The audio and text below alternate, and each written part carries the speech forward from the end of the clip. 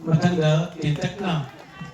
Pilang mengubah nasi pangtuk lima tabak asida pilang pangtuk lima asida Manipur leleng bidai leba ma ani amasung kunjigi leba ahal laman amasung mangda ningda pang bai pai pan icing na kuno maku nalukna ina kurum jadi ado apa ini nupila lace jadi kuiding isu pangtuk terlai ꯑꯩꯈꯣꯏꯒꯤ ꯅꯨꯄꯤ ꯂꯥꯟꯁꯤꯗꯤ ꯃꯌꯥꯝꯅ ꯈꯪꯗꯅꯇ ꯂꯥꯛꯑꯦ ꯆꯍꯤ ꯀꯌꯥ ꯆꯍꯤ 45 ꯁꯨꯔꯦ ꯈꯪꯗꯅꯇ ꯂꯥꯛꯑꯦ ꯑꯗꯨꯕꯨ ꯑꯩꯅ ꯍꯥꯏꯖꯅꯤꯡꯕꯁꯦ ꯑꯩꯈꯣꯏꯒꯤ ꯈꯨꯟꯒꯤ ꯑꯣꯏꯕ ꯄ꯭ꯔꯣꯕ꯭ꯂꯦꯝ ꯂꯩꯔꯒꯁꯨ ꯉꯁꯤꯒꯤꯁꯤꯗꯤ ꯑꯩꯈꯣꯏꯒꯤ ꯃꯄꯨꯡ ꯐꯥꯕ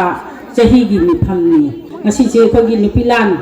ꯏꯃꯥ ꯃꯌꯥꯝꯕꯨ ꯂꯩꯈꯤꯗꯕ ꯃꯌꯥꯝꯗꯨꯕꯨ ꯅꯤꯡꯁꯤꯡꯕ ꯅꯨꯃꯤꯠꯅꯤ ꯑꯗꯨꯒ ꯑꯩꯈꯣꯏꯅ ꯐꯤ ꯁꯦꯠꯆꯔꯛꯏꯕꯁꯤꯁꯨ ꯃꯁꯤꯒꯤ ꯃꯇꯥꯡꯗ ꯃꯇꯦꯡ ꯑꯃꯇꯪ ꯍꯥꯏꯖꯒꯦ ꯃꯌꯥꯝꯅ ꯀꯃꯦꯟ ꯃꯌꯥꯝ ꯇꯧꯏ ꯑꯩꯈꯣꯏꯅ ꯐꯤ ꯑꯉꯧꯕ ꯏꯜꯂꯤꯁꯦ ꯏꯃꯥ ꯃꯌꯥꯝ ꯂꯩꯈꯤꯗꯕꯗꯨꯒꯤ ꯑꯩꯈꯣꯏꯅ ꯏꯀꯥꯏ ꯈꯨꯝꯅꯕ ꯎꯠꯄꯅꯤ ꯑꯗꯨꯒ ꯑꯩꯈꯣꯏꯅ ꯁꯦꯠꯆꯔꯤꯕ ꯐꯅꯦꯛ ꯃꯌꯦꯛ ꯅꯥꯏꯕꯁꯦ ꯑꯁꯤꯅꯅꯦ ꯑꯩꯈꯣꯏꯒꯤ ꯑꯣꯏꯕ ꯐꯖꯕ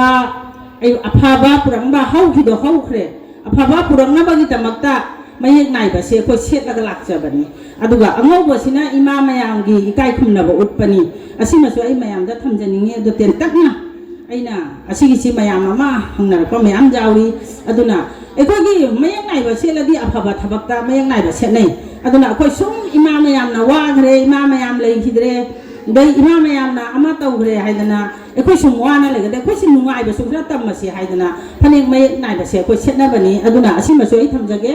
ꯑꯗꯨꯒ ꯑꯩꯅ ꯉꯁꯥꯏ ꯍꯥꯏꯈꯤꯕꯗꯣ ꯇꯦꯟꯇꯛꯅ 이마칭다 ꯑꯩꯈꯣꯏꯒꯤ ꯀꯟꯇꯛ ꯇꯧꯕ ꯋꯥꯁꯤ ꯈꯔ ꯌꯦꯡꯉꯒ 하이버나 파가드라 하이버시 아이 마ям다 탐자닝이 아두가 저 거의 델레게 세션세 아한버기 시디 하지 하우라니 아두가 아이 와디 얌 상앙으로 호렌 나할라이가 아이 프레시덴기 오이바 아이나 호렌 프레시덴기 와 시디 나는 마마담다디 지야랑 땅아이 그래 하는 바와도디 아이랑 하이호보 ngam데 아두나 아이 호렌 나할라이가 뭐 마야이 잔살라가 아이 와 카라 수마얌다이 탐자가니 아두가 ngasigi on di hujiki on di ahan bagi speech ai matang sida itensin jar loriba daito corona bo aina thagachai masu active yamna oi ai mako haji asibad tawjari puchigana desh ki samaj ki eko jati ki chakhat naba paramda mana honajari masi mayam punama sore sungapyu ngasi ikoi mitai ikoi na pali se jamna nungai taba poi karina chaitere kundra pa matamda kasada manipur ta ke chayaina na leiba ima indoni pai pan leiba punamak se amtang sakang natang na se aina jamung dorendroji sanana manipur da kokotana ikoi bu chacharui khongsanda naharong ning khongna chali ikoi haloi bakharana gari de chali mafam jawlaga mayam welcome tauri welcome ni matam duga manipur sananai pa ima ka khen ka mangpali base nipi ki mathakta masi nipi matang ima indona matang welcome duga jawam de lepam de madu aina meeting da aina hajagi sanale pa manipur sibo ima indon later bra ai bung si da ikapki ipai pone ko welcome to na pusale kuman pakta chakchaba aduga leibana hockey stadium da leigi jam phajana pandhoki adu hayeng gumada koi hanarani hai matam duga bijing hamra masi wapam cha ina kangi ima indon manipur sibu kadai dele gaina na thijaru bada ima ka jengi perform da ima indon pura mapam na le rame mai mapot jon na pham na le rame ai khoram jarui ichasa no kasar dei lakwa khongsan da lakwa group kiran mani ma ana khoram jai musida haina khoi bujamna izzat samman pire aduna ngasi khoi sika tilli base mota mot se hagi एक मत ओदना इखोगी सगई से हाइदी इखोगी समाज से कर्म हाइना चखटपा कर्म हाइना मांगजों थाना चप्पा इमा इंदो नी जामना मापांगन कनबी मरो सिंह फबी साहस लैबी इमा इंदो ngata मिटे की से अतोप सगई ने सुकीरिमी मिटे नुपिया जी मोय करकी होय तो लोन खतंग नुंगाइते दुतै वातानी किंतु हजित चन्नारीबा लायक लाइसु तमना PhD पास तौरीबा करी तौरीबा करातो मसी पुनमक से लोन की मथक तो खरा कनो ले ममन ले द्वितीय अर्थ पैसा पैसा ले पाइ को फाउंड पोजीशन फत्रदी इको मीगा मिमान न चप से खतंग खोय वाय खहे तौरे आ पैसा खा गलो चंदा खा गलो खहे तौरे आ पैसा खा गलो पैसा चंदो मधुना अइना हाइबे को फाउंड पोजीशन जे फजना थमसी तरागी इहौ लापदा इखोसु मोइगा चप मानना खोंदांग से चप्पंगमगी इखोगी पांगन से ओइनबा अमना लुचिंगबा मगी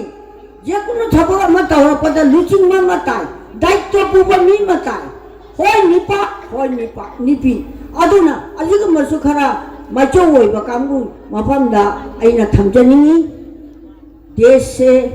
मरांग होते कोई भारत से अमरंददी जामना शांति लई किंतु मणिपुर दा तौरीबा लालोंग मणिपुर दा तौरीबा वाथो मणिपुर दा तौरीबा मो मसी खरुरगा आई कपनिंगी अदबु कसारम दे पीदब नते मोगी रिलीफ फंड दा फिरोन खंदे चानब चिंजा खंदे पैसा खंदे इको जु ngam kai मोइबु पिखली असुमान तौना इको थाकना मोइबु रिलीफ की फंड दा पीदे इको बुले रसिया मसी की सुराहा मणिपुर का तौरी बसी की सुराहा से मसी की सुई खोई खतंग नहीं नगा कमान तौरगा ताना थोपरा न खल्ली अदुना जामन नुंगाइते अदो हाइबिंग आइदी जामन लई अदम सोमोय सापे को आइदो बांग्ला न हारगा मतंग इसु मथौले अइनोदगी लिटरेट ओइबा इमा इंडोनी चीनी नाउ इपादु मयाम लई मोसु मोय माय मोता मोतंग मसिगा हाइबिरदी मयाम सिंगनी आदुगा हाइनी अमसुंग साहस फंगनी हाबसे आई थमजै मयामदा अदुना आई मतांग असिगा आई लोसंजरगे अदो लालसु हन मयाम नंगाप्यो अहन वरमना फटबम लेते इशारा थंबा पोर इशारा कावरे अदुमपु नेक्स्ट जनरेशन कमिटी नुपिलाम याइना साबी मोना इदो चाचा जा दे आई जो हाइबन दि थोकते all Cachar village community health card के सेक्रेटरी आइना पूर्णमक से कचार सिलचर की 8 खान PHC करीमगंज की मंगा हाइलाकांडी की मरी मसी पूर्णमक से विजिलेंस पार्टी गौती दे लागते मोबु आइबु गाड़ी रहा अपना मसी पूर्णमक से लो इतरंगरांग से हाइलाकांडी की लाला काटलीसोरा कालीनगर मसी लोरगा जुमदा पुंगमा पंदा हलई बनी तुम मन कदाय तुम न कदाय चाम न कदाय चाद न कदाय अदुम कोई समाज सेवा ने आइना पुंगिंग द थमना आराम खरांग पुनम से कावना चसई बनी मयामी मफमदा आई मता मसिगा इलोसन जरगे आई नाजी मयाम ले इना इनो नि ngasi जामना हरा हरा द जुंगी पुंग मंगा द का तरे तका होब का मु द पुंग हुम द का होद न लांजा द न लाई मिसका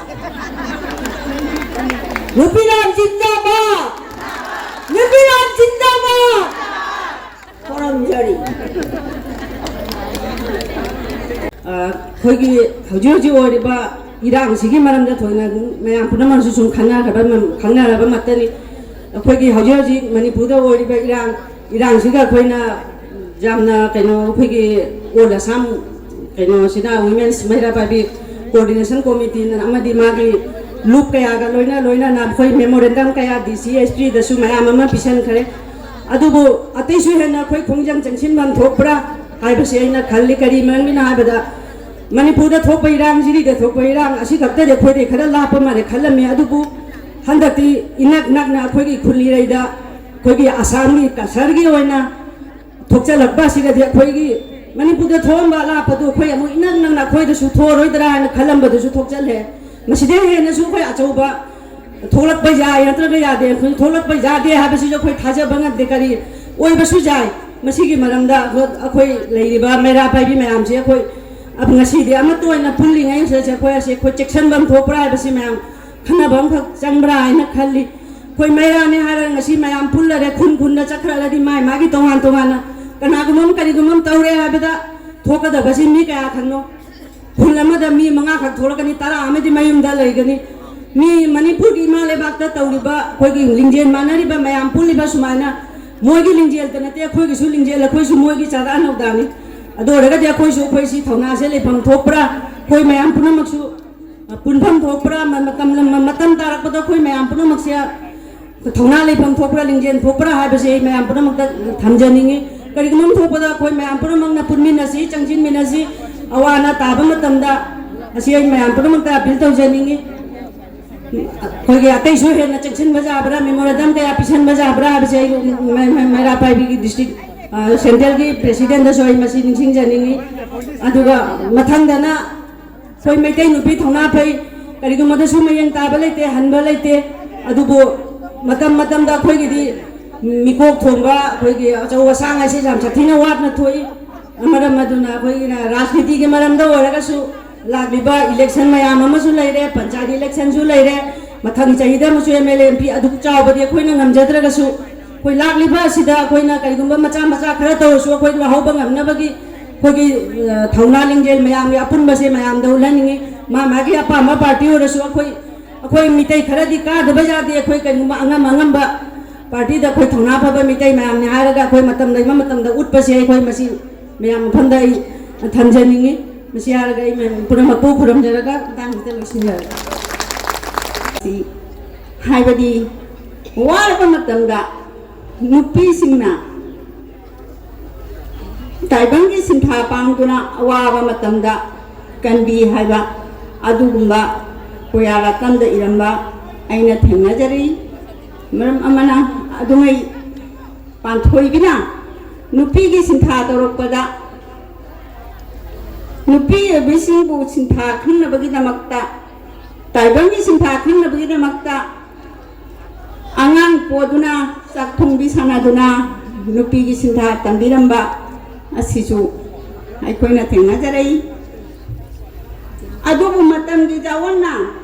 thoki ba thodok sina thamo sona penda ba kaya ama langol jan kiba nupi singi thot ba asi aikoi gi laibak thibani maitei khunai da nupi obi sina lauri ba thodang si jam drabada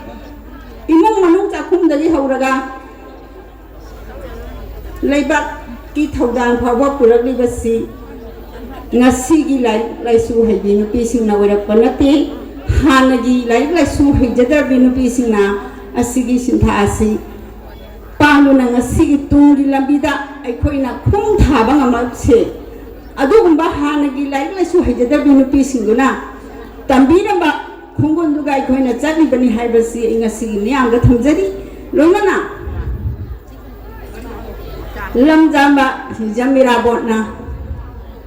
nupi singbu larik haijeda bi nupi singbu mamit manai panguna nupi bulo sing pangan pirambasi ngasi jananata irabotna ngasi gi miamda asigumba khongulasi thambirami haiba wafamasi thamjaraga imayam punamakpu amukka hanai kai khuna dubgalona nei koknamjari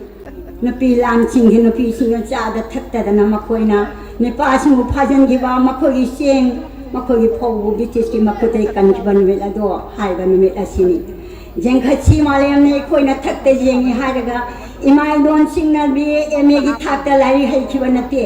karam maina aigi iramdamu karam maina aigi nipa singu aigi isa singu karam hainam bitis ki makuttagi mungadagi haiduna khantare haiga makoina haunaruwa amadi hainaruwa tawduna makoina lana si haukibani kanagi mathakta bitis ki mathakta aduguma imai bena chino akoina ngasi kafam thokte kafam thoktabara haina su khali thokko su thokte aduguma gi ningsing thoram aduni ngasi akoina pangthoibase adubu loina na ngasi gi khunai asida khuna chirwa matam asida akoin maitai nupi gi thauna lingjen akoi gi punam ngase kawa jadana sahi sigi oina akoina mase ꯑꯩꯈꯣꯏ ꯇꯪꯗꯨ ꯂꯩꯇꯥꯅ ꯂꯩꯅꯅꯕ ꯑꯃꯗꯤ ꯃꯌꯥꯝꯅ ꯃꯁꯤꯒꯩꯗꯤ ꯑꯩꯈꯣꯏ ꯌꯥꯝꯅ ꯑꯩꯈꯣꯏꯅ ꯆꯍꯤ ꯄꯥꯡꯊꯣꯛꯄ ꯉꯝꯕꯗꯣ ꯑꯩꯈꯣꯏꯅ ꯍꯣꯠꯅꯃꯤꯟꯅꯁꯤ ꯃꯇꯝ ꯑꯗꯨꯒꯤ ꯅꯨꯄꯤꯁꯤꯡꯗꯨꯕꯨ ꯑꯃꯨꯛꯇꯪ ꯌꯦꯡꯉꯨ ꯃꯈꯣꯏꯒꯤ ꯊꯧꯅꯥ ꯂꯤꯡꯖꯦꯜ ꯃꯈꯣꯏꯒꯤ ꯀꯠꯊꯣꯛꯄ ꯑꯃꯗꯤ ꯃꯁꯥꯗꯒꯤ ꯏꯀꯦꯡ ꯀꯌꯥ ꯇꯥꯔ ꯐꯥꯎꯕꯗ ꯃꯈꯣꯏꯒꯤ ꯀꯟꯅꯅꯕꯒꯤꯗꯃꯛꯇ ꯍꯣꯠꯅꯈꯤꯕꯗꯣ ꯃꯈꯣꯏ ꯑꯗꯨꯕꯨ ꯑꯩꯈꯣꯏꯅ ꯏꯁꯥꯅ ꯉꯁꯤ ꯊꯥꯒꯣꯟꯖꯔꯦ ꯍꯥꯏꯔꯒ ꯃꯈꯣꯏꯒꯤꯗꯃꯛꯇ ꯑꯩꯈꯣꯏꯅ ꯑꯣꯕꯖꯥꯔꯕꯦꯁꯟ ꯇꯧꯕ ꯍꯥꯏꯕꯁꯤ ꯇꯉꯥꯏ ꯐꯗꯕ ꯊꯧꯗꯥꯡꯅꯤ ꯍꯥꯏꯅ ꯑꯁꯤꯃꯁꯨ ꯊꯝꯖꯒꯦ ꯑꯁꯤꯅꯤ ꯉꯁꯤꯒꯤ ꯑꯩꯈꯣꯏꯒꯤ ꯏꯃꯥ ꯏꯕꯦꯟꯁꯤꯡ ꯆꯣꯖꯥꯏꯅ ꯂꯩꯔꯤꯕ ꯑꯩꯅ ꯁꯣꯝꯅ ꯎꯕ ꯐꯪꯉꯤ ꯄ꯭ꯔꯁꯤꯗꯦꯟ ꯁꯦꯀ꯭ꯔꯦꯇꯔꯤ ꯅꯠꯇꯅ ꯃꯁꯤꯗ ꯊꯋꯥꯏ ꯌꯥꯎꯔꯛꯇꯕ ꯈꯔꯁꯨ ꯎꯕ ꯐꯪꯉꯤ ꯇꯧꯃꯤꯟꯅꯁꯤ ꯊꯧꯗꯥꯡ ꯄꯥꯏꯃꯤꯟꯅꯁꯤ ꯉꯁꯤ ꯂꯤꯔꯛꯄ ꯑꯩꯈꯣꯏꯒꯤ ꯌꯥꯝꯅ ꯆꯤꯔꯕ ꯇꯥꯟꯖꯥ ꯑꯗꯨ ꯑꯣꯏꯔꯛꯂꯕꯅꯤ ꯑꯩꯈꯣꯏ ꯄꯨꯟꯅ ꯑꯩꯈꯣꯏ ꯍꯤꯡꯃꯤꯟꯅꯗ꯭ꯔꯒꯗꯤ ꯌꯨꯅꯤꯇꯤꯁꯤ ꯑꯣꯏꯗ꯭ꯔꯒꯗꯤ ꯉꯁꯤꯒꯤ ꯈꯨꯟꯅꯥꯏꯁꯤꯒꯤ ꯆꯠꯅꯔꯤꯕ ꯂꯣꯟꯆꯠ ꯊꯣꯛꯂꯤꯕ ꯊꯧꯗꯣꯛ ꯑꯩꯅ ꯑꯃꯨꯛ ꯄꯟꯗ꯭ꯔꯕꯁꯨ ꯃꯌꯥꯝꯅ ꯍꯦꯟꯅ ꯈꯪꯅꯕꯅꯤ ꯃꯗꯨꯒꯨꯝꯕ ꯊꯧꯗꯥꯡ ꯑꯗꯣ ꯏꯃꯥ ꯏꯕꯦꯟꯁꯤꯡꯅ ꯑꯃꯠꯇ ꯑꯣꯏꯅ ꯑꯩꯈꯣꯏ ꯈꯨꯠꯁꯝꯅꯔꯦ ꯍꯥꯏꯔꯒ ꯑꯩꯈꯣꯏ ꯄꯨꯟꯗ꯭ꯔꯒꯗꯤ ꯀꯔꯤ ꯑꯣꯏꯔꯛꯀꯅꯤ ꯍꯥꯏꯕꯁꯤ ꯌꯥꯝꯅ ꯂꯨꯕ ꯇꯥꯟꯖꯥꯅꯤ ꯁꯝꯅ ꯍꯥꯏꯕꯗ ꯈꯨꯗꯣꯝ ꯄꯤꯈꯤꯗꯨꯅ ꯇꯥꯛꯂꯕꯅꯤ ꯀꯔꯤꯅꯣ ꯉꯁꯤꯒꯤ ꯃꯅꯤꯄꯨꯔꯗ ꯃꯦꯒꯤ ꯇꯥꯡ 3ꯗꯒꯤꯅ ꯊꯥ 14 ꯆꯥꯎꯔꯕ ꯇꯪꯗꯨ ꯂꯩꯇꯥꯕ ꯑꯣꯏꯔꯛꯂꯤꯕꯁꯦ ꯅꯨꯄꯤꯒꯤ ꯃꯌꯥꯝ ꯑꯁꯤꯅ ꯅꯨꯄꯤꯁꯤꯡꯁꯤꯅ ꯈꯔ ꯃꯇꯩꯗꯤ ꯀꯜꯂꯤ ꯍꯥꯏꯕꯁꯦ ꯃꯌꯥꯝꯅ ꯈꯨꯗꯣꯝꯕꯤ ꯊꯤꯟꯗꯨꯅ ꯇꯥꯛꯂꯕ ꯃꯇꯝ ꯑꯁꯤꯗ ꯑꯩꯈꯣꯏꯒꯤ ꯈꯨꯟꯅꯥꯏꯁꯤꯗꯁꯨ ꯑꯩꯈꯣꯏꯁꯤꯗꯁꯨ ꯀꯔꯤ ꯑꯣꯏꯔꯛꯀꯅꯤ ꯍꯥꯏꯕꯒꯤ ꯌꯥꯝꯅ ꯂꯤꯔꯕ ꯇꯥꯟꯖꯥ ꯑꯁꯤꯗ ꯃꯌꯥꯝꯅ ꯄꯨꯟꯅ ꯑꯩꯈꯣꯏ ꯑꯃꯠꯇ ꯑꯣꯏꯅ ꯑꯩꯈꯣꯏ ꯀꯥꯏꯗ ꯇꯣꯏꯗꯅ ꯑꯃꯨꯛꯇꯪꯗꯤ ꯑꯩꯈꯣꯏ ꯌꯨꯅꯤꯇꯤꯁꯦ ꯂꯦꯡꯗꯅꯕ ꯌꯥꯝꯈꯠꯅꯕ ꯍꯣꯠꯅꯁꯤ ꯍꯥꯏꯕꯁꯦ ꯑꯩꯒꯤ ꯃꯌꯥꯝ ꯃꯥꯏꯀꯩꯗ ꯁꯤꯃꯇꯪ ꯊꯝꯖꯩ ꯑꯇꯩꯌꯥꯝꯅ ꯁꯥꯡꯅ ꯍꯥꯏꯖꯔꯔꯣꯏ ꯑꯩꯈꯣꯏꯒꯤ ꯌꯥꯝꯅ ꯑꯣꯖꯥꯁꯤꯡ ꯑꯃꯗꯤ ꯑꯩꯒꯤ ꯏꯄꯥ ꯏꯄꯟ ꯂꯩꯔꯤꯕ ꯑꯩꯒꯤ ꯏꯄꯥꯒꯨꯝꯂꯕ ꯏꯃꯥꯒꯨꯝꯂꯕ ꯄꯨꯝꯅꯃꯛ ꯑꯁꯤꯒꯤ ꯃꯔꯛꯇ ꯑꯩ ꯈꯖꯤꯛꯇꯪ ꯌꯥꯝꯅ ꯅꯨꯡꯉꯥꯏꯇꯕ ꯑꯃꯇꯪ ꯑꯩꯈꯣꯏꯒꯤ ꯅꯨꯄꯤꯒꯤ ꯁꯃꯥꯖ ꯑꯁꯤꯗ ꯑꯩꯈꯣꯏ ꯃꯧꯒꯤꯁꯤꯡꯗ ꯆꯜꯂꯕ ꯑꯩꯈꯣꯏꯅ ꯂꯥꯏꯔꯤꯛ ꯂꯥꯏꯁꯨ ꯍꯩꯔꯕ ꯑꯌꯥꯝꯕꯅ ꯉꯁꯤ ꯃꯇꯝ ꯑꯃꯒꯤ ꯏꯃꯥ ꯏꯟꯗꯣꯟꯗꯣ ꯅꯠꯇꯦ ꯉꯁꯤꯒꯤ ꯁꯃꯥꯖ ꯑꯁꯤꯗ ꯑꯣꯏꯔꯛꯂꯤꯕ ꯃꯧꯒꯤꯁꯤꯡꯗ ꯆꯜꯂꯕ ꯀꯌꯥꯅ ꯑꯩ ꯉꯁꯤ ꯋꯥꯐꯝꯁꯦ ꯄꯟꯅꯤꯡꯗꯕꯅꯤ ꯄꯨꯜꯂꯤꯕ ꯃꯌꯥꯝꯁꯤꯗ ꯈꯤꯇꯪ ꯍꯥꯏꯔꯝꯒꯦ ꯑꯩꯈꯣꯏꯒꯤ ꯁꯃꯥꯖꯁꯦ ꯆꯤꯡꯊꯔꯛꯄꯒꯤ ꯃꯑꯣꯡ ꯃꯥꯒꯤ ꯍꯩꯅꯩ ꯏꯄꯥ ꯏꯄꯨꯅ ꯏꯄꯨꯔꯣꯏꯕꯗꯤ ꯑꯅꯤꯁꯨꯕ ꯏꯁꯣꯔꯅꯤ ꯍꯥꯏꯅ ꯑꯗꯨꯒꯨꯝꯕ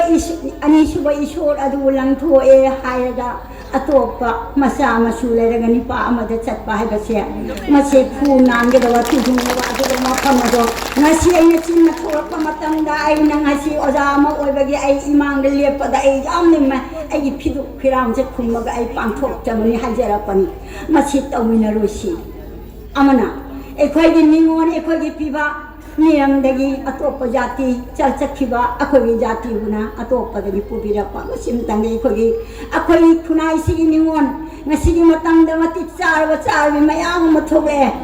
ꯃꯌꯥꯝꯅ ꯃꯃꯥꯡꯗꯁꯨ ꯍꯥꯏꯈ꯭ꯔꯦ ꯑꯩꯅ ꯑꯃꯨꯛ ꯄꯟꯗ꯭ꯔꯁꯨ ꯗꯥꯛꯇꯔ ꯏꯟꯖꯤꯅꯤꯌꯥꯔ APSC ꯃꯃꯥꯡꯉꯩ ꯅꯠꯇꯦ ꯍꯧꯖꯤꯛ ꯃꯄꯤ ꯃꯄꯥꯁꯤꯡ ꯑꯁꯦ ꯃꯌꯥꯗ ꯍꯧꯔꯕꯅꯤ ꯏꯆꯥꯗꯣ ꯀꯃꯥꯏꯅ ꯁꯦꯝꯒꯗꯒꯦ ꯍꯥꯏꯅ ꯇꯥꯡꯀꯛ ꯃꯇꯝ ꯑꯁꯤꯒꯤ ꯅꯤꯉꯣꯜ ꯑꯃꯗꯤ ꯄꯤꯕꯥꯁꯤꯡ ꯑꯁꯦ ꯑꯩꯈꯣꯏꯒꯤ ꯈꯨꯟꯅꯥꯏꯁꯤꯒꯤ ꯅꯤꯉꯣꯜ ꯃꯆꯥꯁꯤꯡ ꯑꯩꯈꯣꯏꯒꯤ ꯈꯨꯟꯅꯥꯏꯁꯤꯡꯒꯤ ꯄꯤꯕꯥꯁꯤꯡꯗ ꯂꯩꯃꯤꯟꯅꯗꯅ ꯌꯨꯝꯕꯥꯟ ꯀꯌꯥ ꯑꯣꯏꯔꯒ ꯉꯁꯤ ꯆꯥꯎꯈꯠꯄ ꯈꯣꯡꯊꯥꯡꯗ ꯃꯅꯤꯄꯨꯔꯤ ꯁꯃꯥꯖꯁꯦ ꯑꯃꯨꯛꯀ ꯍꯦꯟꯅ ꯑꯋꯥꯡꯕ ꯊꯥꯛꯇ ꯄꯨꯔꯛꯅꯕ ꯍꯣꯠꯅꯕ ꯑꯁꯤ ꯇꯥꯟꯖꯥ ꯑꯣꯏꯔꯕꯅꯤ ꯀꯔꯤꯒꯤ ꯃꯤꯔꯝꯒꯤ ꯅꯨꯄꯤ ꯂꯧꯃꯤꯟꯅꯔꯣꯏꯗꯕ ꯃꯗꯨꯝꯇꯪꯒ ꯑꯩꯅ ꯍꯥꯏꯖꯕ ꯅꯠꯇꯦ ꯁꯃꯥꯖꯁꯤꯒꯤ ꯃꯤꯠꯌꯦꯡꯗꯁꯨ ꯑꯈꯨꯕ ꯃꯤꯠꯌꯦꯡ ꯑꯁꯤ ꯌꯥꯝꯅ ꯑꯩꯈꯣꯏꯅ ꯏꯀꯥꯏꯖꯕ ꯑꯗꯨꯃꯁꯨ ꯂꯩꯖꯩ ꯑꯩ ꯀꯔꯤ ꯍꯥꯏꯒꯅꯤ ꯃꯌꯥꯝꯁꯤꯗꯒꯤ ꯑꯇꯩ ꯌꯥꯝꯅ ꯍꯥꯏꯅꯤꯡꯕꯅꯤ ꯑꯣꯖꯥ ꯔꯥꯃꯥꯀꯥꯟꯇꯣꯁꯦ ꯋꯥ ꯌꯥꯝꯅ ꯇꯦꯟꯅ ꯍꯥꯏꯕꯒꯤ ꯋꯥꯐꯝ ꯑꯁꯦ ꯍꯥꯏꯔꯛꯑꯕꯅꯤ ꯑꯗꯨ ꯁꯥꯡꯉꯤꯉꯩꯁꯦ ꯑꯩ ꯐꯥꯏꯟ ꯇꯤꯡꯕꯔꯁꯨ ꯈꯪꯗꯦ ꯑꯗꯨꯕꯨ ꯉꯁꯤ ꯃꯇꯥꯡ ꯑꯁꯤꯗ ꯑꯩ ꯑꯃꯨꯛ ꯍꯥꯏꯅꯤ ꯇꯦꯛꯇ ꯀꯥꯏꯗꯅ ꯉꯁꯤ ꯈꯨꯟꯅꯥꯏꯒꯤ ꯑꯩꯈꯣꯏꯒꯤ ꯌꯨꯅꯤꯠ ꯑꯁꯤ ꯍꯦꯟꯒꯠꯅꯕ ꯍꯦꯟꯅ ꯇꯨꯡꯗ 2015ꯗ ꯑꯩꯈꯣꯏ ꯑꯃꯨꯛ ꯄꯨꯟꯅ ꯅꯥꯗ ꯌꯦꯛꯇꯅ ꯑꯣꯖꯥꯁꯤꯡ ꯑꯃꯗꯤ ꯂꯩꯔꯤꯕ ꯃꯌꯥꯝ ꯑꯁꯤ ꯄꯨꯟꯅ ꯄꯥꯡꯊꯣꯛꯃꯤꯟꯅꯔꯒ ꯑꯃꯨꯛꯀ ꯍꯦꯟꯅ ꯑꯩꯈꯣꯏ ꯑꯋꯥꯡꯕ ꯊꯥꯛꯇ ꯄꯨꯔꯛꯄ ꯉꯝꯕ ꯑꯣꯏꯁꯅꯨ ꯍꯥꯏꯗꯨꯅ ꯃꯥꯡꯒꯣꯟꯄꯨꯗ ꯂꯩꯔꯤꯕ ꯑꯩꯈꯣꯏꯒꯤ ꯏꯁꯣꯔ ꯑꯁꯤꯕꯨ ꯃꯉꯣꯟꯗ ꯊꯥꯒꯣꯟꯖꯔꯦ ꯍꯥꯏꯔꯒ ꯑꯩ ꯃꯇꯥꯡ ꯑꯁꯤꯗ ꯃꯌꯥꯝꯗꯒꯤ ꯑꯌꯥꯕꯁꯤ ꯂꯧꯖꯔꯒ ꯂꯣꯏꯁꯤꯟꯖꯔꯤ ꯏꯄꯥ ꯔꯣꯃꯥꯅ ꯍꯥꯏꯈꯤꯕ ꯋꯥꯐꯝ ꯃꯁꯤꯒꯤ ꯃꯔꯝꯗ ꯑꯩꯈꯣꯏꯒꯤ ꯃꯤꯇꯩꯒꯤ ꯄꯣꯄꯨꯂꯦꯁꯟꯁꯦ ꯋꯥꯊꯩ ꯍꯥꯏꯕꯁꯦ ꯄꯣꯛꯄ ꯋꯥꯠꯂꯦ ꯍꯥꯏꯕꯁꯦ ꯃꯁꯤ ꯌꯥꯝꯅ ꯆꯤꯡꯅꯅꯤꯡꯉꯥꯏꯅꯤ ꯀꯔꯤꯅ ꯚꯥꯔꯠ ꯁꯔꯀꯥꯔꯅ ꯄꯨꯊꯣꯔꯛꯏꯕ ꯐꯦꯃꯤꯂꯤ ꯄ꯭ꯂꯥꯅꯤꯡ ꯃꯁꯤꯒ ꯆꯠꯊꯅꯕ ꯃꯇꯝꯗꯗꯤ ꯏꯉꯥꯡ ꯄꯣꯛꯄ ꯂꯦꯞꯄꯅꯤ जनसंख्या जमगे आएगी मुस्लिम जिनने मोय जनसंख्या कुनो दिन मोय कमी दे बढ़ाओ अल्लाह से अल्लाह दिसेन अल्लाह हवाईदा अब 하는 보이자 해야 되고 알아야선 아주나 뱀리 플라닝이 마람시가 이마인건 뿌라먹 서떨고 이벼 갈마냐 조노선가세 해갈빠 두이 넘버 비자티다 이나 어머나 하기 봐도 비자티다 착히봐 비자티 누피 놓봐 이거 누피 란기시가 이거는 모두 잠나 꼭 남자는 보자대 남나 탁브라 아이게 이모수 자기 떠리 이자수 자기 떠리 पैसा 방가가 로래 마지막에 좀 내나기 풍광기 거기 이자티 미테기세 타이나다기 이파 이판나 레붕 반바니 이마인돌 꾸나니 레붕 반다바니 뭐 레붕 반다나 마시 디시션 로바자 콘난다 마 아니냐냐 아니 홍톡다나 마두게 아마가 누시나데 이파 이마 시레수 레이자 바자 혼데 아니냐냐 마시마 이마인돌 됐다 कोई नपीरान की मथक तता आजे मसी कन बाहर बिखा बसे मसी माई जानिंगे इपाई पर नहीं तरफ हो आई की भी नहीं जाता बा आई ना होना चाहिए आई संसार कर मायना पूरी इच्छा इशू कर मायना जो करी मत अच्छा जारी नहीं मकाम सिंगे वो की पावर से लेस हो हेन बीनू इपाई पर वो पावर लेस हो हेन बीनू मोइबु मांग थाना थक्ता थमसी तुमदai को इमाइन दोन चसी मसी आई थमनिंगी इपा इपन वो आई सम्मान बिजरी ओम सुबना इको की इजाती सिगा इपन मेरा जाओ एमएलए आशुबंकर एमएलए अदु मतंदा कनाना एमएलए इको की जाति दे थोई मसी सुजामना खन्ना निगाइनी उरी पापी मा थारगा उरोंग हापत हापत्रदी मा काबंगम देवाय अदु उरोंग गी दमता एमएलए एमपी मथौ ताय मसी सो एक मोतोल नाइ खोना हाइदी आइना चावरे ए माना MLA लेपग hey जाबरा Masih हाइददना मयाम gi ajaba lona amatang lephannaba political su mathau tai political da ko chu siara ma phangbagi phambagi masi su ikoi khandaba jati 4 number ani gi malam je mase imai don na lobi nuko ai ipai pan ru ko lu sejepo thado kano ipai pan jau jumbi chasu thongba waisu chitpa waisu taiba icha isu gi ju school chanda be hona ba adu mathak ta ikoi ne isu seba adu mathak ta ani gi su koi khanawai अरे drugs साबा जुआन थाना बा जू थकवा दुसु नुदांग duty चालू आए उगन बेतन भांगुरा ने मधुना आई मसी कोता इंधा बसे नुआइते चाही आई 78 रनिंग आई ने हजी नुदांग ड्रग्स फाबा तकदरो इसा इsu नुना तादोरानी अदुना मफम पुनमकमतम वाही वाफम जिमा ngasi bokta mayamna haijari basiga punam khangna khoba khubiu aina haidi punam su afaba wani afaba point ri adum di oraga hajiti ima indon data ani sui khoina thukai bai basi di tobinu ipai pun su jawbiu masi haina mayami mafam dai nulungna khoram jeri koi imana jam phajaba koi pautak tividam mi thagachari aduga mayamda अखोई इमान से साथीना होगी बाउ string Larry my vocal सिना खंगे मा string लेरी आइसे सही दि आ जावरसु थौनारी जाम फरी इमान बु अमकसु हन्ना थागचरी aduga ngasi mayamda khangan jabam tanga akoi lefam de hogatore adubu koi mifam asi akoi loiba phawadi akoi mayam tamina si koi wajasina koi pautaw loi pi basi akoi chak charaba matungda akoi gi imasin si akoi thengai koi matam pumda chali adu ngasi dia akoi amatoi bagi apun badu usi aduna akoi aidi hawbadina loiba phawba akoi punna lairaga akoi kaina mina si mayam da hajari adu Purda nupilan ahan amasung ani sibat thokraba matung Manipuri mapanda leiba maruna borak tampakta ngasidagi sahi kunthagi mamangdagi kunthadi ngasi phawsi jamna ting launa akoi nupilan haibasi nimit si pangtokuna lakrabani ngasidagi jamna likna parab sahi kuntha ꯍꯥꯏꯕꯁꯤ 1995-96ꯗꯒꯤ ꯂꯧꯖꯔꯒꯅꯤ ꯃꯔꯝ ꯑꯗꯨꯅ ꯍꯥꯏꯔꯤꯕ ꯍꯧꯈꯤꯕ ꯆꯍꯤ ꯀꯨꯟꯊ꯭ꯔꯥ ꯑꯁꯤ ꯌꯥꯝꯅ ꯃꯄꯨꯡ ꯐꯥꯅ ꯌꯥꯝꯅ ꯏꯃꯥꯁꯤꯡꯅ ꯊꯋꯥꯏ ꯍꯛꯆꯥꯡ ꯌꯥꯎꯅ ꯅꯨꯃꯤꯠꯁꯤ ꯃꯃꯜ ꯂꯩꯅ ꯅꯨꯃꯤꯠꯁꯤꯗ ꯏꯔꯝꯗꯝ ꯃꯅꯤꯄꯨꯔꯗ ꯃꯇꯝꯗꯒꯤ ꯊꯣꯛꯈꯤꯕ ꯏꯍꯧꯁꯤꯡꯗ ꯊꯋꯥꯏ ꯄꯣꯟꯊꯥ ꯄꯤꯈꯤꯕ ꯏꯃꯥꯁꯤꯡ ꯃꯐꯝ ꯂꯩꯀꯥꯏ ꯊꯨꯡꯅ ꯎꯠꯄꯒ ꯂꯣꯏꯅꯅ ꯅꯨꯃꯤꯠꯁꯤ ꯅꯤꯡꯁꯤꯡꯉꯒ ꯃꯈꯣꯏꯒꯤ ꯃꯐꯝꯗꯒꯤ ꯑꯩꯈꯣꯏꯅ ꯊꯧꯅꯥ ꯂꯧꯕꯒ ꯂꯣꯏꯅꯅ ꯉꯁꯤꯒꯤ ꯂꯩꯔꯤꯕ ꯃꯁꯤꯗ ꯈꯨꯟꯅꯥꯏꯁꯤꯗ ꯍꯣꯡꯂꯛꯂꯤꯕ ꯐꯤꯕꯝꯁꯤꯗ ꯅꯨꯄꯤꯁꯤꯡ ꯏꯃꯥꯁꯤꯡꯅ ꯀꯔꯤ ꯊꯧꯗꯥꯡ ꯂꯧꯕ ꯌꯥꯏ ꯍꯥꯏꯕꯗꯨ ꯈꯖꯤꯛꯇꯪ ꯑꯣꯏꯔꯒꯁꯨ ꯂꯧꯅꯅꯕ ꯍꯣꯠꯅꯔꯛꯄꯁꯤ ꯃꯇꯝ ꯁꯥꯡꯅꯗꯒꯤ ꯆꯍꯤ 30 ꯍꯦꯟꯖꯤꯜꯂꯛꯂꯦ ꯑꯩꯈꯣꯏꯅ ꯁꯦꯝ ꯁꯥꯔꯛꯄꯁꯤ ꯑꯗꯨꯅ ꯏꯃꯥꯁꯤꯡꯅ ꯀꯔꯤ ꯊꯧꯗꯥꯡ ꯂꯧꯒꯗꯒꯦ ꯀꯔꯝꯍꯥꯏꯅ ꯁꯦꯝ ꯁꯥꯒꯗꯒꯦ ꯍꯥꯏꯕꯁꯤ ꯌꯥꯝꯅ ꯅꯧꯅ ꯑꯃꯨꯛ ꯇꯥꯛꯅꯔꯨꯕ ꯅꯠꯇ꯭ꯔꯒ ꯅꯩꯅꯔꯨꯕꯒꯤ ꯇꯉꯥꯏꯐꯗꯕꯗꯨ ꯂꯩꯇ꯭ꯔꯕ꯭ꯔꯥ ꯍꯥꯏꯅ ꯈꯟꯖꯩ ꯑꯩꯅ ꯈꯟꯖꯔꯤꯕꯗꯤ ꯋꯥꯠꯂꯦꯅ ꯈꯟꯖꯔꯤꯕꯗꯤ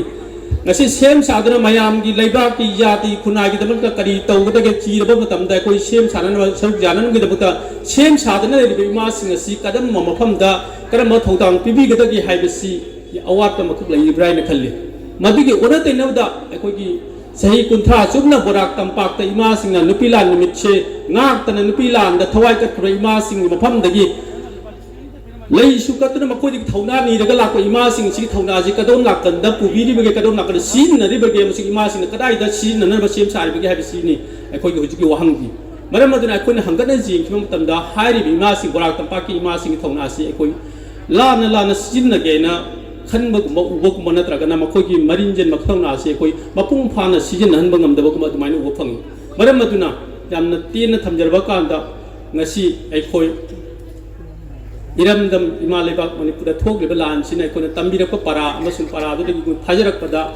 aikoi punnaba jate punsinaba jate pundraba matamda aikoi kari gumba mate aikoi mai pak panga moi amasung aikoi ki malem sida gi aikoi phurup asi mang khiba jabagi achauba singnaba achauba kiba malaklabani maramdi aikoi manadaba punba jata bhaibse aikoi ningthau haktak tagi ipai bo haktak tagi adamak masi loina duna laba anaba mani masi ga anaba sin maram oraga ngasi loisan mangam da duna leiri balana masung aikoi gi furu basi gi kanglup si mut nabagi damakta adugumba jamna singa phimam da leiri bani maram aduna asi lansi tagi aikoi na phauba para hai tare masi maram aduna borak tampak sida su aikoi punmin na daba jati hai basi aikoi mipung khudima gi sinda sonaraba adu wafam ni adubu karamai taraga punsi gi hai basi aikoi si naina basi aikoi wali ibrahim khali maram aduna masi jamna kan aikoi na mina babsangi karamai taraga pun ga dage punsi di hai ba adu pun badi ngam daba adu karamai pun ga dage karamba kanglo na pun ga dage hai basi aikoi putok pasi ngam daba adumai ngasi gi maira gi ima sing mathak sig jo achauba pressure khara adumak chahi khara dagi ubo phangi pirakose pul ima sing tongan na thabak thoram tawminaba tongan ba mingda tongan ba maithong puraga tawriba saruk jariba thabak torbi singje punmino bu habi pressure se akan makya the akoi tawa tu toyino sing kara gumba isri naw ja sing intellectual sing reaching ma sing akoi gi leiriba khangai ba pa pu ara sing ahan sing na kara mai troga punga dagi habi kanglon mechanism do akoi puthok minaba tangai phadaba ma leida ko puthok se udriba duna aina yam kanna khanja banataba masigi nimisida in thamjaning badi mairagi lupsing asi ani ahum mari manga tho ma sujai kona khangba udaba mayam su lay monen khali saurang kona ani tho yom tho haibidi dum tai maruina mairagi ima singi yam ni kai kuna ningai ro lup ani amadi jam kanna punchin biu haibigi akan ma pressure ma ka chai amani sidagi laku uphangi adu bai thamjaning di jimma madagi sinau mari manga popai imai pana sinau manga pomse sinau manga se magi mapangan maprijang pubanga mena tongan magi marom dan jimma mamam leptin leira matungda amu punchano haibase jimma mudam punchano haibase jamna ruwa pham mu oyeba maram maduna nangi jim thado ma ai jim da leira si yam ta chawan haibaki mahutta sinau manga sinau wakhan mana baduni pun ma haibase amat to ba mod amakok lak ni maram maduna ai thabak ama tawakan ai gi yamba ai gi naw su nangi do kari wali gi naw nangi kari wali ai kari torkada bale ai kari pango haibino ya mana kari go thabagam taw kana ya magi jimda kari go thabagam taw kana ta chaugi do kari wat pale ai kari taw jaroge ai sifau de ngonda leisi kari wale hai bam adumaina ai gi thabagam taw kana nong phadok su ya ma su ai gi ta chak cha sing si chak ko de chaminner sai ba ai ne su ya magi de cha ba adumai taw dana ai gi da mana ya mam ne ai gi de jimda ai gi cha ra ba ai ne su magi de cha ra ba ngam ba chaminner ba ai gi thabagam taw ma kari wale ga chi chin na jawra ba magi da ai ne sin chila jaw matam da ꯑꯗꯨꯗꯨꯗ ꯑꯃꯨꯛꯀ ꯑꯃꯨꯛ ꯖꯨꯝ ꯑꯃꯗ ꯂꯩꯃꯤꯟꯅꯕꯒꯤ ꯖꯨꯝ ꯑꯃꯈꯛꯇꯗ ꯆꯥꯛꯈꯨꯝ ꯑꯃꯈꯛꯇꯗ ꯄꯨꯟꯃꯤꯟꯅꯗꯕ ꯌꯥꯗꯦ ꯍꯥꯏꯕꯒꯤ ꯑꯔꯊꯗꯣ ꯑꯗꯨꯒꯤ ꯋꯥꯍꯪꯗꯣ ꯂꯥꯛꯑꯣꯏꯅ ꯈꯟꯖꯩ ꯃꯔꯝ ꯑꯗꯨꯅ ꯏꯃꯥꯒꯤ ꯂꯨꯞ 2 ꯊꯣꯛꯑꯝꯕ ꯌꯥꯏ 3 ꯊꯣꯛꯑꯝꯕ ꯌꯥꯏ 4 ꯊꯣꯛꯑꯝꯕ ꯌꯥꯏ ꯇꯧꯏꯒꯨꯝꯕꯁꯨꯡ 이마싱 ngасigi thoramsidasu atoba imagi lupsingi changsangsingdagi mihut amamam ani laaga sumjawmi namajai asi ngasi tawriba imasing lupsidasu atoba imasing lumna tawba thabaksingda thoramsing jawsu jai adu ngasagi nungsinabagi ikuna thabak am tawbada amana mateng pangnaba jenabagi leitaba adu aikoi punna tawmina da jade haiba thabak lakpa kadana nang ngasi tawro ai sipangage ai singamani haina tawminaba kada adumak punba haiba manaba haiba amattoiba haibagi thabak to adum lakna ni khali maram aduna अगर थमजनी तेलपना पुनसन पोसी mechanism पुथोप चाहिए चप चाना पुथोप बेनार मखाद पाइबी खाई हेन फब खाई हेन फजब खाई हेन मीन उबदू कीगदब थोरमनी तरे तरा थोन इंगना तौना खनब हाथू हाथू नतब लूरबदी अखोई थमोई अपुनबदो हाना अखोई सागतमीनब चंगी है थमजनी मरम मखा थमजनी कनोसीदा याम लौजब ngamjararo maramdi yamna isana su theng lakchare thamjaningi badi ngasi asam da leiriba manipuri khoi gi kara mahin taroga atopa mitop sing marakta miman na koi mai thanglaga hingadagi haibigi tanjasi da ngasi di aikoina khang leire matam da leiramba political lai khoi gi khudong saba vote ki ama mag leiramba singdu ngasi di delimitation haiba kano amakhaksi lakra matung de amuk hen machoi taadna khoi pangan si amuk hen sonthan ba kim da leirabani na matam amada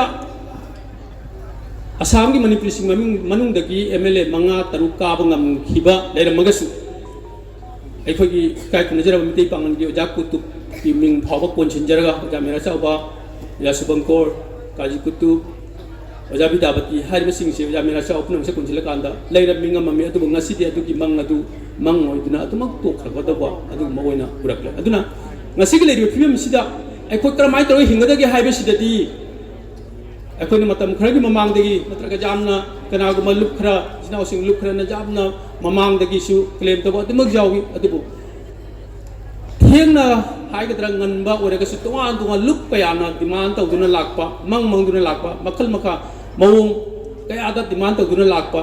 ngasigi nimisigana ikoina Manipuri Singyoba Manipuri Autonomous Council haiba amakhak tangai phatri haiba si ayamana masigi kano si dimana si topom thoi haiba si namuna haunare na khanjani aina hajari bedine tonga lup kaya na matam sang nagi mamang dagi makhal makha mawong kaya da maming kaya da puraga akhoi gi damta hingna magi tung koina tang taba tung koiba marasetpa statutory body amakak assembly da pastor ga adumba body amaki makha da akhoi hingba natragadi aikhogi thibam si aikhogi future se adumak mami samagi kanoda lai haiba dugi makha pona ngasi di akhoi puna mangne janaraba demand amakak oira banane khali manipuri autonomous council amaka sabda lei ba se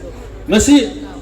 tonga lupsi kaya na matam da akan pressure pibadagi ngasi paliba lenga ga sigi manakong phawdi aikhogi suma asamgi manipuri sigi manungda manipuri autonomous council amakak demand lei haiba si makhogi mana phawdi jawhunga mabrai na khali मधुगी प्रमादी मधुगी खुदम दी हाउ की election दा लखीपुर दी BJP की कैंडिडेट वानोंबा कैंपेन लाको मतमदा हुजिक पाल सरकार सिगी मपुरिबा मुसिंगी बा बिनम द शर्मा मसा मंग हाइरम मणिपुर सिंगी अतोबतोपा डिमांड सिंग लोना मणिपुर तमास काउंसिल हारिबा डिमांड सिगसु माना तोपम थोप खरा सोयदन तौगनी हाइबगी थाजम फिरम की लेरबनी को मधु वीडियो रिकॉर्डिंग कोई वायरल चाइदन सत लेरबनी अदुना थमजनिंगी बिदि हारिबा डिमांड सि कोई जानरे सिगी डिमांड सि नत्रगदी अखोई सि हिंगद वारनी मसि अखोई थेंगमिन बा लौनन होनब ताय हबसिदि जाना तई मसु डिमांड जिकर माइन तौगदगी लान जिकर माइन संगदगी हाइबा पोसिगी लानजंग असिगी स्ट्रेटेजी अमकक सिगी कांगलो नम जातमिन म संगी को मदुगी मतांग अदुतनी ngasiगी मिफम मसिन ngasiगी मैरासिगी इमासिगी सेंगलब निमित नुपी लानी सेंगलब निमित सिगी जाय फरबा निमित सिगी को मतिक मयाय कल्लबा इमा सिंगना तिल्लबा असिगी मिफम सिदा वासक मदु दौमिनसी मदुदी एखोय असमदा लेरि मणिपुर सिंगी अमत्तंग आइरबा अखोयना नागलो ओइगदबा अदु मणिपुर autonomous council हाइबसे फंगनबगी दमक्ता कोई खोंजंग अमक अनौव थौना मानब शक्ति अमगा पुनमिनरगा संगसिन मिनबगी दमक्ता मानरसी हाइबगी पोरमदो वहौदो गतु ngasiगी निमिसिदगी लौमिनरसी अदुगी वाखन अदु पुनमक कोई मानदब जाते कोई खेनबा खजिक खजिक मतम की हौ इसिंग नुसिन पुरकपा को अनैबा अकन बैसिंग नुसि क्या न पुरकना कोई से अमुक मानहलोइदगी तौबा थोकिबा थोतोक मयाम सिगो ngasiगी निमिसिदगी कोई पुनमिनद्रगदी कोई हिंगबा ngamaro edna koi punmi nataba jate manaraba matamda koi pangal lakani koi pangal leiraba kanda koi ki kholau kanna koi ki pamiba hingnana ba ki pan pabai du phangnana law bangam gani haibu haja banina masik misidagi manaba ki wakhandu lai minasi haina adugi message adu minasi haibu ki damakta ni ngasigi morning session sida jabi dina koi sinau sing yasing atop luk sing ma amasing YMC की स्नाउ सिंह इचा सिंह लाकना सिंह सब जामिन से वाफम अमम तंग सु फोंदोक मिनरगा एकोई मानदब जात्रे हाइबगी वासक पदो लौमिनसी हाइबदनी मरम अहान मोइना यूनाइटेड मणिपुरी एसोसिएशन की मरी सुबा एनुअल कॉन्फ्रेंस दा वापोकपिदा रिजोल्यूशन ओना लौखरबा वाफम Manipuri autonomous council united Manipuri association ना 1996 दा अकोई अहान मोइना रिजोल्यूशन ओना लौखिबनी अदुबु मतमदुददी अकोई तना लावरमी मतमदुददी तपसु तपी खोलाउसे हुजिक्ति मयाम लेमिनरे मयाम लौमिनसी चंगजन मिनसी ऑटोनोमस काउंसिल तानमसिगा उमागी अजाबा लैखी लैगनी अमसुन तुंगसु लैगनी हाबगी अयाबदो पीरगा आई मयाम दगी बिदाय लौजे खाना थुमजबा आइडी क्वेश्चन वहंग खरा थुमजागे मदुदी मतम अमगी ngasiदगी चै बफु मंगा ममांगदा अखोइगी मदुगी अखोइगी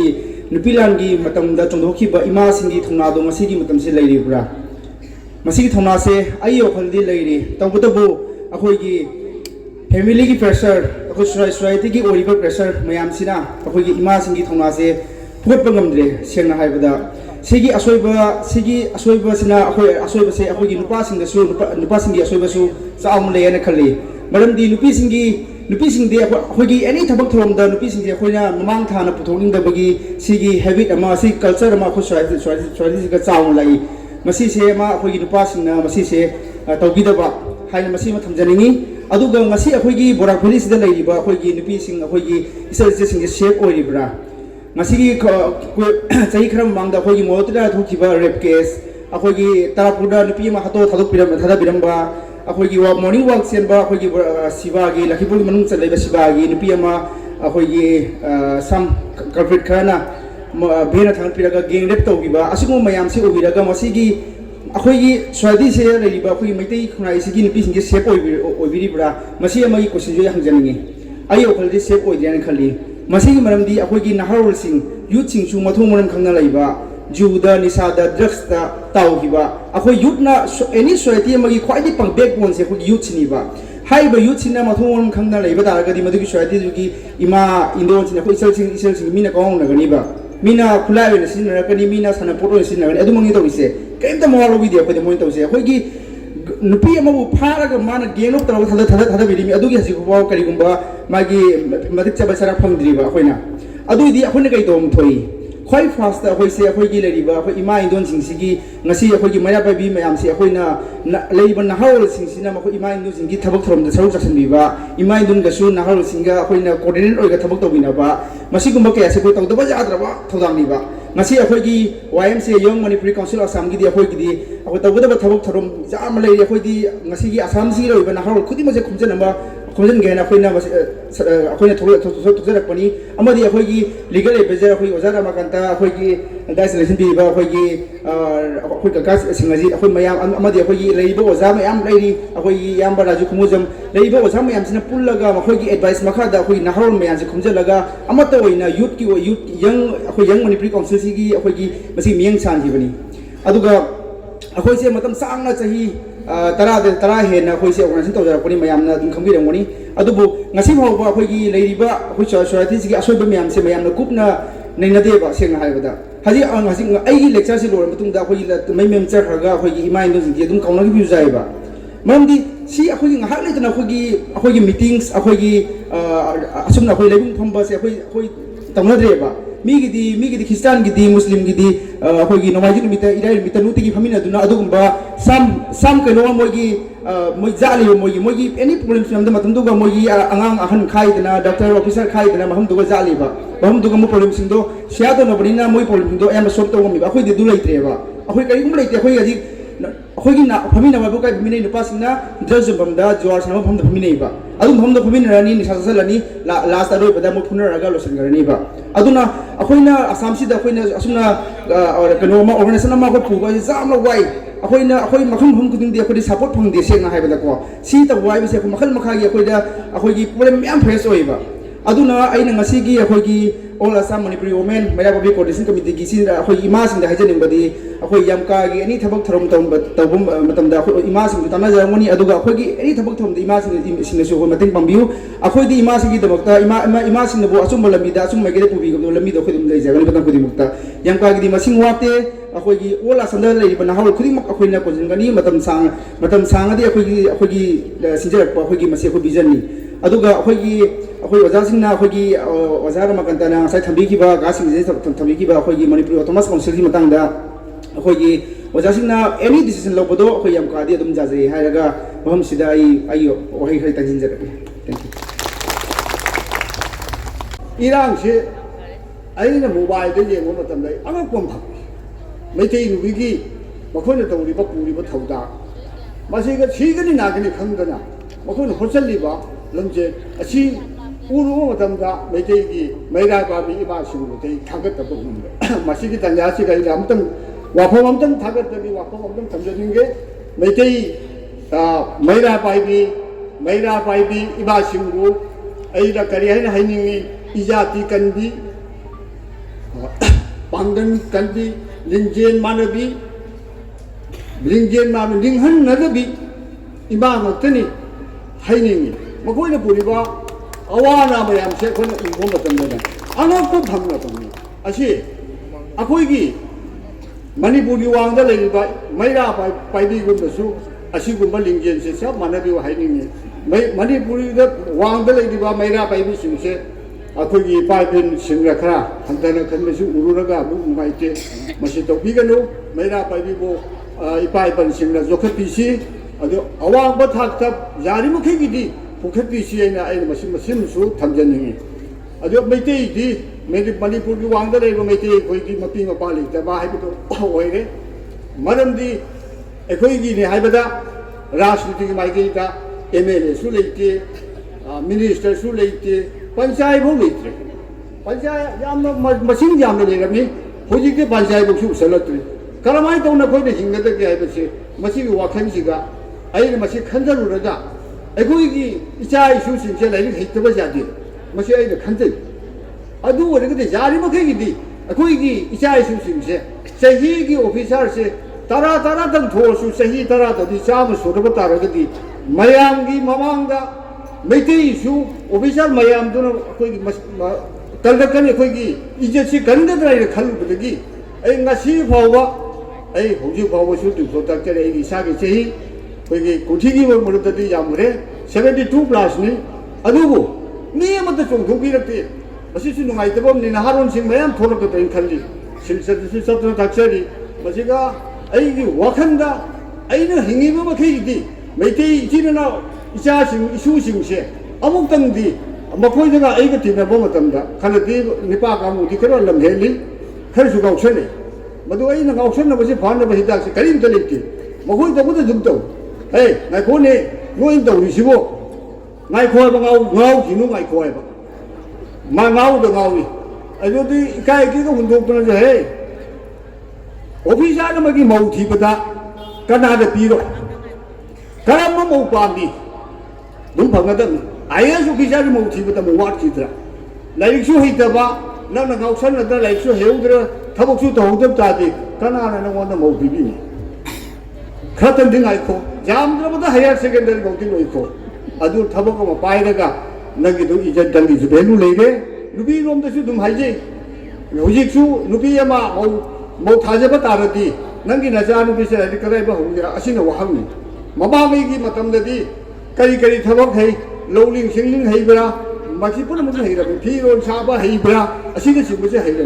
in sa ba hai bra hoji ba du gi juk lak lei gi re leiri kadai bhok tamhori kari thabok tawri asina imai be da su si tawre ase aduna akoi se mati baba le te basina aina amatang ai gi modern amtang pije ke aina ꯆꯥꯟꯄꯨꯔꯗꯒꯤ ꯂꯩꯕꯤꯔꯛꯏꯕ Ibungo RK Gopal ꯁꯅꯥꯕꯨ ꯃꯥꯅ चही मध्य भारत कहीं थबक पोथारप secretary office है वांग्रब office secretary पुद्रा माना थबक detail होरपसे पकई कुद्री मार्क्सू अदुगुबा मियोइसे अखोइगी MLA मिनिस्टर लेतब मपी मपा लेतबसे मोसिबु अखोइगी गाइडलाइन होइना तौबदा माकु हेड होइना मखर थमगिरगा जहा थबक थौरमदा मार्क्सिगी थौदारो मयाम तानादना अखोई करमाइना हिमसिगे मणिपुरी मपान लेरिबा खोइसुसु मणिपुर थोइबे इरांसे थोइदबक लेते अदु तंजादुगा थोपल होरगा खोइ करीम मफम मरांग खंगदना लेदी सरबुदी मी बोडी एम सेंबम थोपराइने खल्ली अखोई हिंगदा जादे हिंगनबगी लंबीदा अखोई हिंगन मयामगी मक्ता हुजिते लाइ लेसु हैबा मरमु जाति पुरमुति चोंथोंनरबने हुजिकी लाइथे इबाई बेरमदा खितंगदा अमता वफम अमता थमनिंगे लाइरिक तमियाइदना अदु थादु पिगनु पिसक पीबा आंगांसिंदगी हौदरा क्लास 1 दगी हौदरा जामद्रबदा क्लास 8 सिबौथि अमुक तंदि मयक सेना आंगांसिंसि बुखतपेरौ कोई इंग्रजी लेटर को मयक सेंगन पिरौ अदु धारा पाता कोई मल्टीप्लिकेशन टेबल हाना पुरी बगी नमोता मयक सेंगन बिउ असी सेंगदना ओजा सिंह हुम्मा पिसलग लाकपा अइना मेट्रिक थागद बांगा हमदा है मापन तरु कयानो है के फुल पाने रे अइ पुगा खरेने अइ गहा आंगा गुरे फालु ओजा ने सिरम थंबिरमे अइना बसि करमाय तो फंदोरी रो थराबा फादे अदो अइना है अइजु गहा यावदे अइ लोइना है मापन ने पासुम तो हायलगा मदद मुख सत्र जेनी फारे फारदी बुङो नंग यारनी फारनी नंग खदि पाउको फॉर्मूला फादे अदि ओजासिंगसु फॉर्मूला बिरक्ते सि फॉर्मूला सु बिरक्ते फॉर्मूला सु फादे सोबदि मेट्रिक पास तौना अवांग थाक्ता तौ खति होय खरा लाइक तमेदा स्कूल द था गेन स्कूल ऑफ द खरा माय उजन हुजिकति होम मार्क की जुगनी होम मार्क की मीनिंग से यांग सिंगसु हाइजे होम मार्क मीनिंग से जुम द तमो आई जेंबीगे जुम द तोरपुरा जेंबीगे हाइबे जु ओइन तौरे परीक्षा थाबम संग ओइन तौरे ने स्कूल से ताफम होगिते कोइ डाक्टर हो तमदि कदाइ द सोइगिदगे ngaraंगी होम मार्क तो ngमबा इन कोइ खचय मदु गाम तो हुजिक लेगित्रे पुनमक से बसी उरुरगा मेथै से करमाय तो हिंगदोरि मेसि बसी चिंता आम ओइरे दो आंगांग सिंग होगल लेबा आंगांग सिंग दे तुंगी जुंबीरे निना आंगांग सिंग से लाइ लाइसु हाइतदा दे लेथै योसे करमाय नि नौदर करिदो थबक सु हिते ए नोइदि थबक अब हिते खोनि थबक हाइरे कोई थबक जाबसे सुले इरोइ भौ तो गई इरोइ भौ सेले असि हाइरे नो तरी के थबक सोथरि रो लाई तो बा मोबाइल जा मेक करो मोगा आई के लोइले बता हिजे दि हां ले मोबाइल तो ट्यूशन लाई में लागा मोबाइल में खाउ तो कन सांगले असि कदाइ नि फादु असि को जो मयम जावे मोबाइल जो कंट्रोल तो बिउ हुजी ता मोय प्रोजेक्ट पीबगी मोबाइल जेंगदि जादे बसि दुम जावी अइने हे बादु बादु दि जेमो अदु मोबाइल जाव तो मोबाइल पीरे जुम दगी हुमार पिसले मोबाइल जेंगदा जादे मामा दि लौडगा मापा दि लौगे मामा दि लौडगा याम नथि मेले अइने हे नाको मेक तनु नथि नंग अब तो मी ओइगो नंग ना पामदो नंग चाकरी तौरगा रुपा लाख पीबा लेगिरा लेइ वाय मकोइ गई के साथी न मतम पुतम कुजिएगे नंग तौजो के तौरिनो ngौसन वांगा कि यामले निपा मचा नाम हेली ngौसन बसे ए हों क्या दे मोबाइल पुरगा रुपी फोटो काप दे अत मजे जो कोन ने अजाबा हाय सब रे जुम्बू की तरते की अब से आने कहीं पता दे के मथन की पोका से तुम हाइबी को ऐसे बथोकलो अदुगा अनी सुबदा को अखोइगी ngasi su manipur se haibadi Asia महादेश तक खाई अचौब नुपी कैथेल से मणिपुर मैतई नुपी फमीब इमा कैथेल से एशिया महादेश अतई कदाई नुपी कैथेल सुमायना अचौब लेते नुपीदी वफम अमगना हौजिकसु अखोई मणिपुर की इरांग सिगी मरमदसु मयामनसु हाइगरे मसिदी अइना अमुक हाइररोय aduga silchardagi naksallaktana asum naksallaktana akoi asai jausalle jausallaktana haji gosaipur ki komal babu che pharaga pukhibani haina hai ada manipur da moi thabak mafam dagi ni haidana adu machu thodog ama thoye aduga ngasi acho acho lan thoi prithvi da Israel da Iran da adegidi Russia na su kaino da tali Ukraine da tari wan lan mayam che nupi angang ni mathakta nei ba mata jade haidana UN na laud ba thabak ni ado mi hat thina hat pi dana andhong na mong chadana hatna ai isa maksu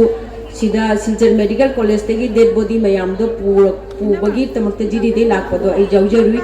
adu bu magoi na di chasi aina haurami aina akoi nupi nge di jam di chatpa jade haidana chalaude adu tanjadu wa khatang pin da bahai bu numi humni mar akoi se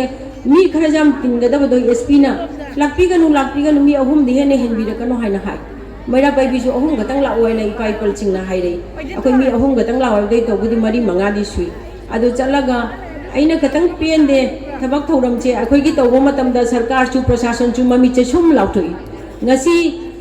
moigi asiba dead body tarama thoi leiramba aduda maduga lakhiba mioi ado bangla camp phajana ngangi nupi singduna ngangbodo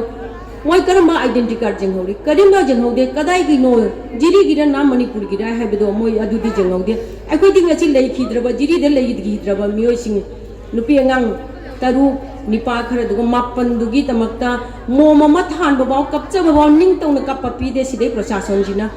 hathu harang coordination committee of crisis manipuri maite aina ma sem kibodo maduna nonga lakpada khangawdana ihoma akoina hauraga Kudirangi statue makada masitadi ekoi mom khara thalori madui matungdadi karim ta pidre SP na tauba jade haidana ekoi che karim ma pide ekoi da ngasi jo koi saida mogi marakte hingi baje jamwana hingi bani ngasi Bangladesh ta hawbal landi saida open on country mada thokpada moi chali kanam ta karim ta thingba leite ekoi jam chona lei aduna ngasai dei jo haibe gare autonomous council di maram da su madu oirabadi aikoigi ming akoigi mi do thakta leirabadi aikoi karim ta waroi haibase ai khalli ado mamangi desu autonomous council je tan khidabada te 2011 da jiten na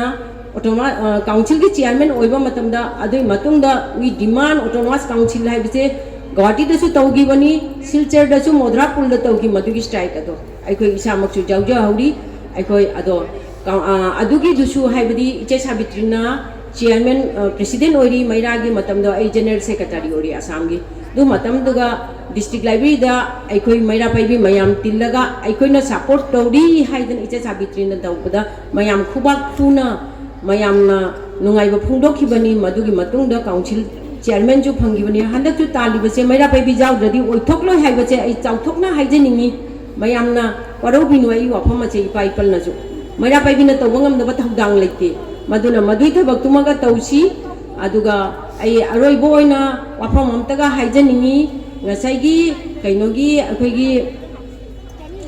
akoigi maitei nupi se ngasai chu mayam ama haigare ko maitei nupi ta sunate machigi thabak che nupi khakta da taina bachu jade nupi su haibadi ngasai population gi su haigare machi wafam je population jam ba haibache ko haujik se kari haini aikoi di chahi ahalore angang chingda ahan chingda chu advice pi ma thokta ai isa maksu hai ai mo odo APSC tha ge hai aina hai angang hana po khoina ina hai chu wafam je ina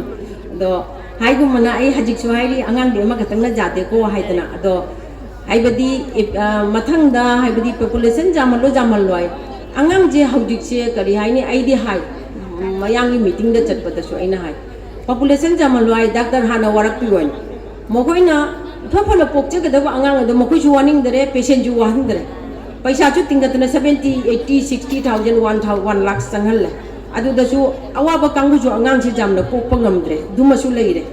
adu da gidi mathang dana akoi maite nupi gi oiba da ko ahambadi phi sarami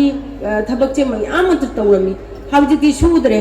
mi singje nupi singje jo dungai hajik che nupa su nupi su dungai mobile ma paisa laga ngasai so hai gare asum leire adui sarupudi ko mobile da pai raga apha thabak su ama bhaw lakte mobile ma pai ba hai base pocket tab mobile ma ha pai je prithvi se ma pocket ta hai baga manari mi thambaga manari mi apha badal lamjing dare aduna phatta bada oina chatle phatta bada oina anam bada chatle aduna phatta bache chapi ganu nupisu ngasai hairadi mawradi maw haidana luhongba khangde chenba khangde chatlabadi mawoiba tamba ta